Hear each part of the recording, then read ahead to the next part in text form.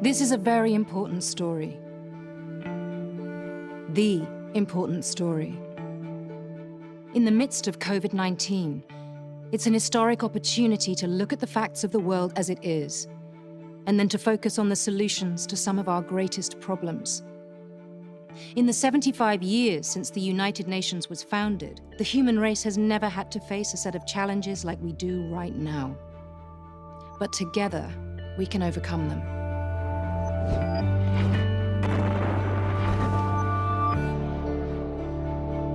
It's a myth that each and every one of us doesn't have the ability to change the world dramatically and quickly.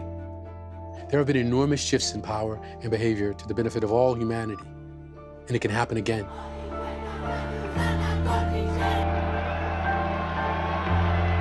Nelson Mandela said, "It always seems impossible until it's done."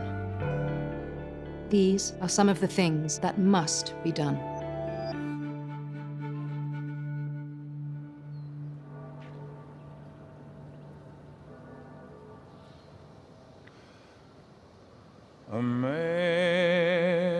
Amazing grace, how sweet the sound that saved a wretch like me. I once was lost, but now I'm found. Was blind, but now I see.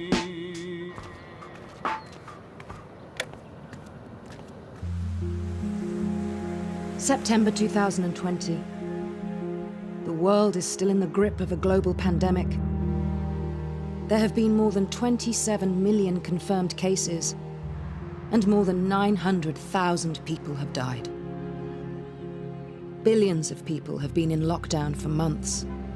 Lives and livelihoods have been threatened and lost. But as some lockdowns are easing, people are emerging into a different, uncertain world with a new appetite for change. Today, we feel the weight of history on our shoulders. The COVID-19 pandemic has shown how fragile the world is. A microscopic virus has put us on our knees. And that fragility should make us humble. COVID-19 has been likened to an X-ray, exposing fractures in the skeleton of the societies we have built. A world with great inequality, which must be righted. And a world which must win the battle against climate catastrophe. The whole planet is at stake. So this is a moment to recognize that the way we have been moving leads nowhere, and that we need to change course. The lockdowns also showed that our environment itself can change. In the Punjab, for the first time in generations, the Himalayas are visible once again. Lions have reclaimed the roads in Kruger National Park. In Venice, the canals run clear once more.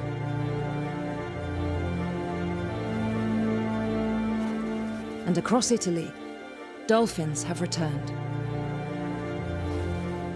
If you look at the response of people to COVID-19, people dramatically change their lives. But people have shown an enormous capacity to adapt to new circumstances, an enormous capacity to change the way they live, the way they work, the way they organize themselves. So, change is possible. The problem is political will. It is so decided. On the 25th of September 2015, all United Nations member states signed up to the Sustainable Development Goals, a set of solutions for the biggest problems the world faces. We're going to look at the 4 key areas where we must take urgent action, starting with climate and our planet.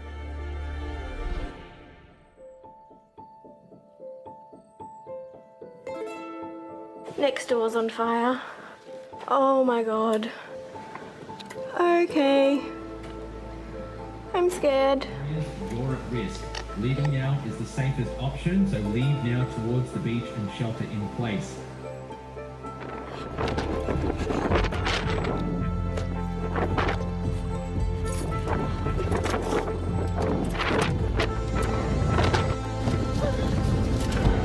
We're going. Clay's just getting in his car. We're out of here, you guys, because the whole place is on fire. Oh my god, my neighbor's house. Okay. Come on, Clay, we need to go. Oh my god.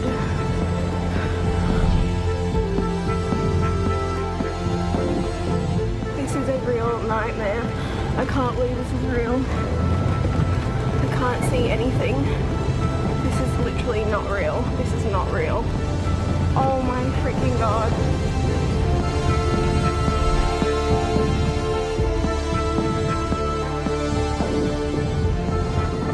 All I want is my family. Pictures and stories continue to file out from Australia about the devastating fires. This one, a satellite image from NASA. And as you can see, Naciones que alcanzaron hasta 2,5 metros en la capital. Rising death toll and massive evacuation in Indonesia as water swamped Greater Jakarta following the heaviest downpour in more than 2 decades.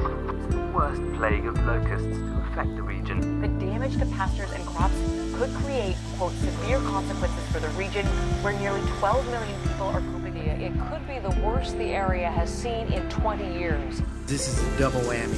You know, we're dealing with a cyclone and with exposure to COVID. Well, the fires raging in Northern California have now become some of the largest in state history. More than 12,000 firefighters are currently battling the blazes that have... The San Francisco Bay Area smothered by some of the worst air quality on the planet. Valley reaches an all-time high of 100. Delhi on Tuesday recorded the hottest day, Spiking above 100 degrees Fahrenheit.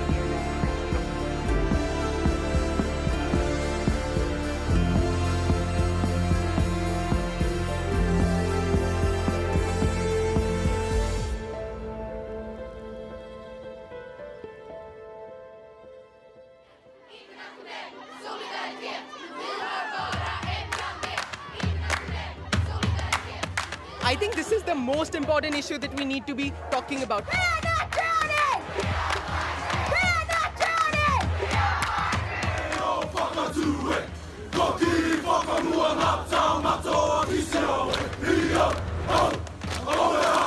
Climate change is here now, and it is killing people right now. The people who are looking at it right in the face.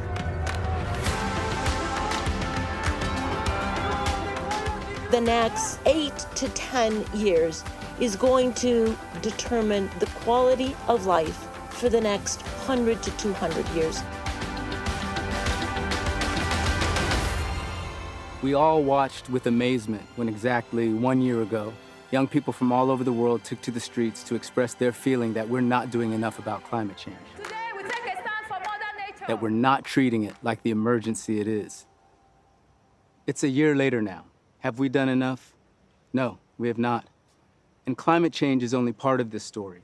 Our rainforests are disappearing at an extraordinary rate. 1 football field of rainforest is destroyed every 6 seconds. 1 million plant and animal species are on the brink of extinction.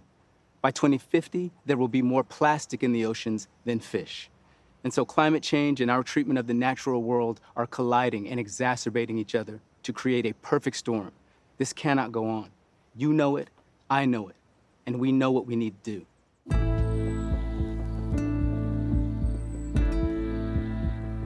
We need to reduce global emissions by 50% by 2030. To do this, we need a rapid but just transition to renewable energy. That means an end to the building of new coal power stations and an end to subsidizing of fossil fuels. Government should also shift the tax burden from payrolls to carbon. Taxing carbon rather than people will increase output and employment while reducing emissions. And we need to stop deforestation in its tracks, planting trees instead of chopping them down. We need to think about what we eat and how we produce food. embracing healthy, nutritious diets, sustainable farming methods, and reducing food waste.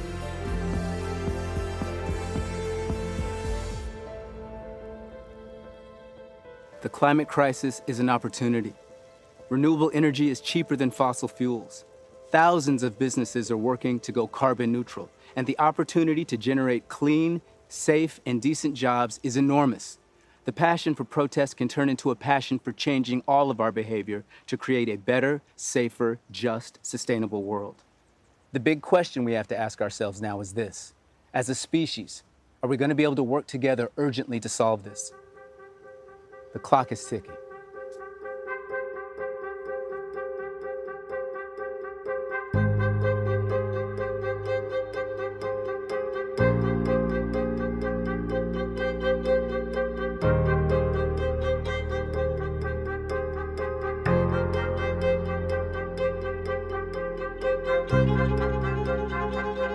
Poverty and inequality are universal. They undermine every society, everywhere. But poverty is not natural. It is man-made, so poverty is not inevitable. It's an area where the world has made huge progress in the past few decades. Just 30 years ago, there were 1.9 billion people living in extreme poverty, but that number has been transformed. In 2015, it fell to 734 million people. That's over 1 billion people lifted out of poverty. 1 billion people out of poverty is amazing. It was across the world we lifted people out of poverty. Across the world, more kids got into education. As across the world, maternal mortality was reduced. Across the world today, not many people will be left without access to a mobile phone, and what that has done to empower them to access to education, to a livelihood, is huge. But still, almost 10% of the human race is living unbelievably harsh lives. This is largely determined by their circumstances at birth, and these high levels of inequality work against better opportunities for all. Opportunities that could change the world.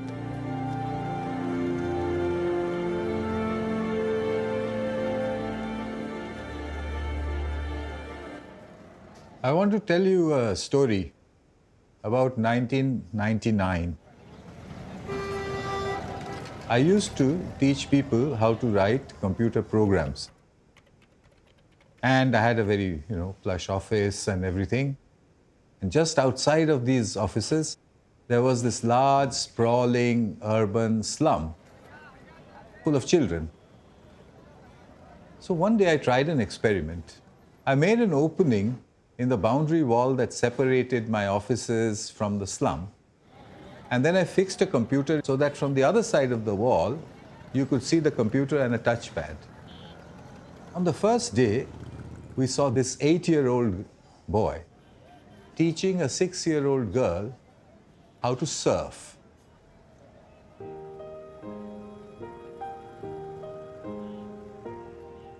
How on earth did he figure that out? How did he know what the computer was doing? 3 months after I had first put their computer in the wall, the children said they wanted a faster processor and a better mouse. I asked them, how on earth do you know these words? Where did you learn this from?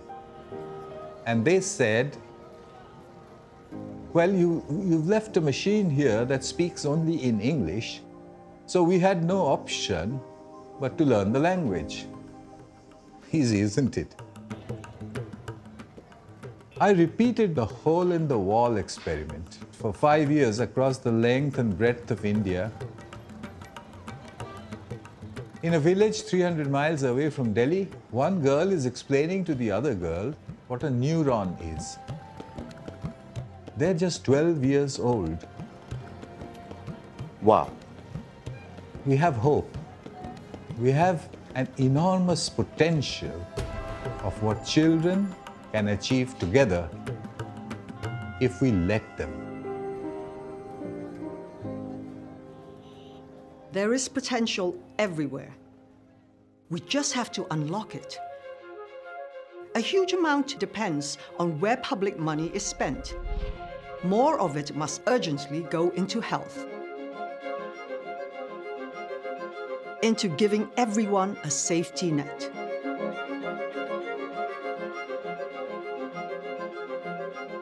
There is a revolution that is happening in education, connecting every school, every person to the internet. This can be done. The recovery from COVID must lead to an economy that works for everyone. Let's start with tax. We have widespread tax concessions, tax avoidance, and tax evasion, which means that there's so much less money for all the crucial things. Many developing countries are weighed down by historical debts, spending more money on debt repayments than they are spending on healthcare. And then there's the importance of global investment in peace. The peace dividend for the world is immeasurable, and we must break the vicious cycle of corruption and increase the power of the people to keep check on the people in power. A free, independent media and responsible social media platforms that encourage healthy debate. Equality unleashes the potential of everyone to improve their own lives and contribute to the lives of everyone else.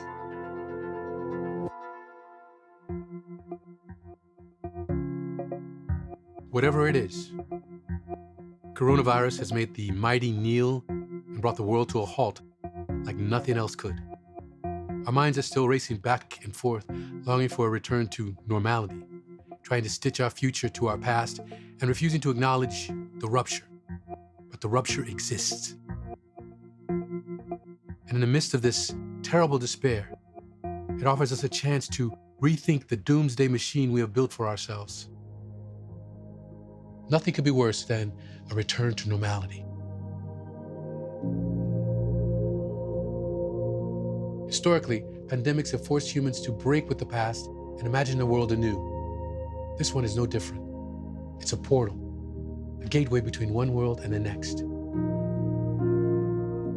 We could choose to walk through it, dragging the carcasses of our prejudice and hatred, our avarice, our data banks and dead ideas. Or we can walk through it lightly, with little luggage, ready to imagine another world and ready to fight for it.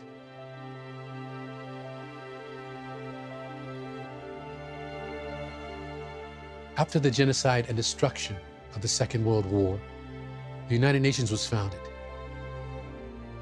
Enshrined in its charter was the fact that all people are equal and entitled to the same respect, justice, and human rights. This remains a simple truth, and yet across the globe, the struggle is still being fought. There's a certain outrage for injustice right now. I think that is happening in every sphere. I think we're at a moment where COVID perhaps has helped us realize that there is an intergenerational transition and that young people now are waking up to the calls that we've had from my generation, which have said, look, this is the opportunity you've got to make things change. And they are rising up, and that we are bringing young people to the table now, not as a token, but to help us shape and to take that baton, to take up the gauntlet and to move forward. People fighting for justice, but fighting for your justice, not just mine. And to see that without your justice, mine won't be fulfilled either.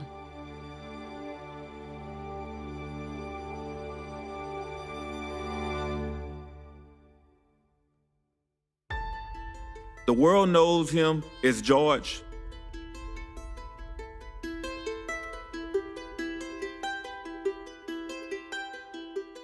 But I called him Perry. Yesterday we laid him to rest. It was the hardest thing I ever had to do. I'm the big brother now, so it's my job to comfort my brothers and my sisters, Perry's kids, and everyone who loved him. And that's a lot of people.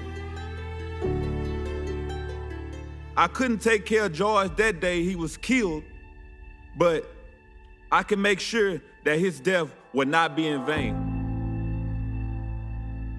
To make sure that he is more than another face on a t-shirt, more than another name on a list that won't stop growing. George called for help and he was ignored. Please listen to the call ringing out the streets across the world.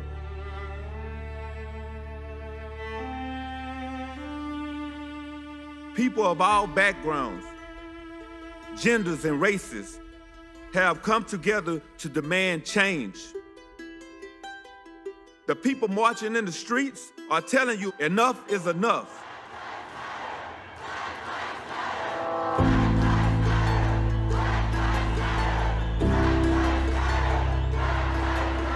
To the leaders, the people elected you to speak for them, to make positive change. You have the opportunity to make your names mean something too. If his death ends up changing the world for the better, and I think it will, then he died as he lived. It is on you to make sure his death is not in vain. Perry, look up at what you did. Big brother, you changed the world. I hope you can rest in peace with power.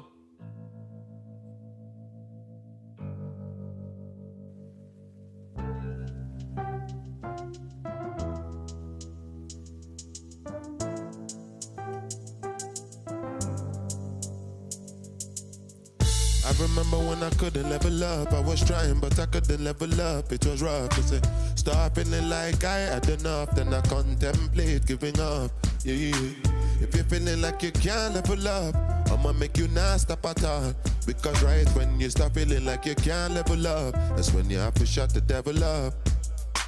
I remember when I couldn't level up. No, my money couldn't level up. Doing what I must, I'm like there's always another level up. That's why you always find me looking up. But sometimes in my life, you know, I have to rebel up. My hair up on my fights in the club.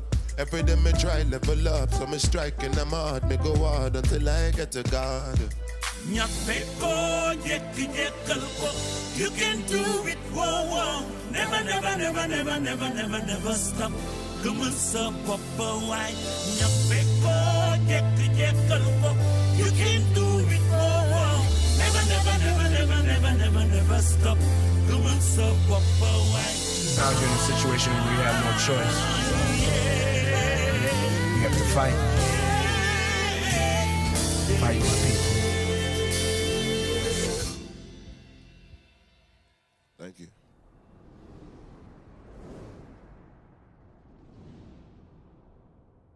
Inequality for women is one of the world's great injustices, and it is an injustice that must be and will be swept away. 75% of parliamentarians are men. 73% of managerial decision-makers are men. 67% of climate negotiators are men. And 87% of the people at the peace table are men. Even though we know that when peace settlements include women, the negotiations and outcomes are more durable. Globally, almost 1 in 5 women has experienced violence in the past 12 months at the hands of a man they know. Women and girls do 3 times as much unpaid care and domestic work as men. The global gender pay gap is stuck at 16%. Every year, 12 million girls are married before 18. All of this has to change. It's time to stop trying to change women and start changing the systems that prevent them from achieving their potential. And this is the battle that women in this century will not lose. They are too strong, and their voices will not be silenced. I was named after a girl. An Afghani folk hero was killed in a battle. Just after I was born, my father got our family tree. It went back 300 years, but not a single girl or woman's name appeared on it. He decided to make me the first. He wrote Malala. That's me. When her father's school was closed down by the Taliban, Malala Yousafzai began to campaign for the right of young girls across the country to go to school. I have rights. I have the right of education. I have the right to play. I have the right to sing. I have the right to talk. I have the right to go to market. I have the right to speak up.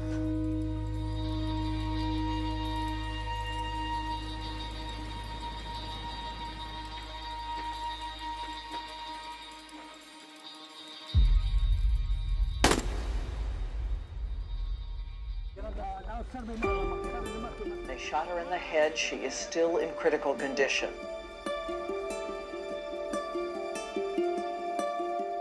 She was airlifted to a military hospital in Peshawar, where she had surgery. As surgeons battled to save her life, vigils took place throughout the world.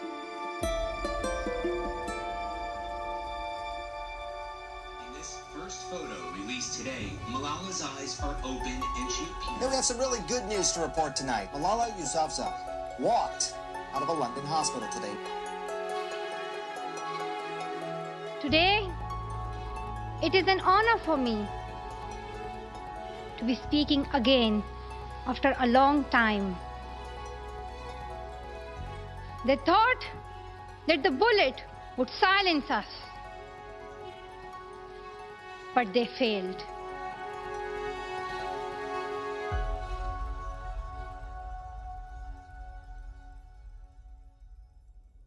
My message right now is to young people. We are living in a world where things are not the way we want. We are getting a system, we're getting a world which is unequal, which is sexist, which is racist. We have systems that are discriminating against people. Our climate, our environment is at risk. And there's so much that needs to be done. But I hope that young people, they stand up, they raise their voices, they start their activism right now. Let your age not stop you. Oftentimes you're told that, you have to be 40 and 50 to change the world. I do not believe in that. I think you can be a change maker right now. If you are 11, if you are 16, if you are 30, 40, change is possible anytime. And I want you to believe in yourself and make this world a fairer, more equal, and a better place for each and every one. And once again, there are positive solutions that can turn things around fast. We need more women in positions of power at every level of government. The time has come for quotas that make sure women are equally represented in every country. It's time to make our laws equal so that every woman is entitled to a job and a national identification card and to own property. Women must be able to live free from violence and have the right to make decisions over their bodies and lives, especially in choosing if and when they marry. We must guarantee full access to sexual and reproductive health services and rights. We must provide the money to close the gap in girls' education. And there are important changes needed to achieve economic empowerment for women. From equal access to finance, to ending the gender pay gap, to equal access to the digital world, from mobile bank accounts, to digital payment systems and digital education. It just doesn't make sense. Women are half of the population, but society does not treat them as equals. This is a legacy that needs to change, here and now. By changing our behaviors, but also by changing laws and common practices across the world, we must all make that happen, now.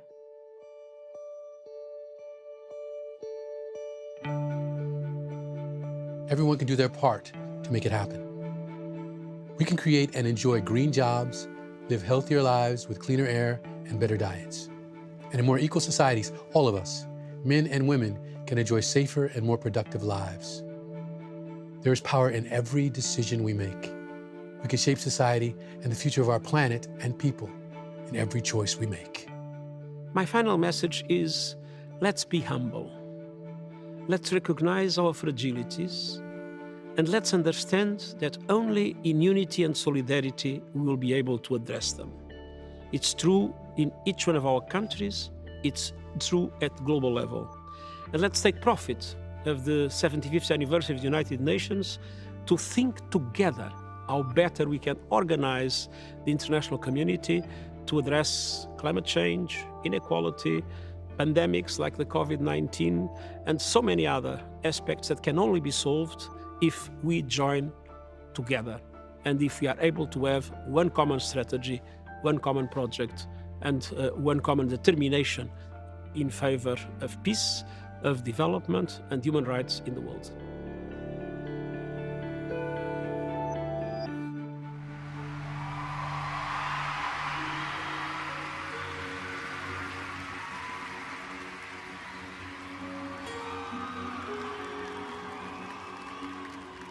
I wanna leave my footprint on the sand of time. Know there was something that meant something that I left behind. When I leave this world, I'll leave no regrets. Leave something to remember so they won't forget I was here.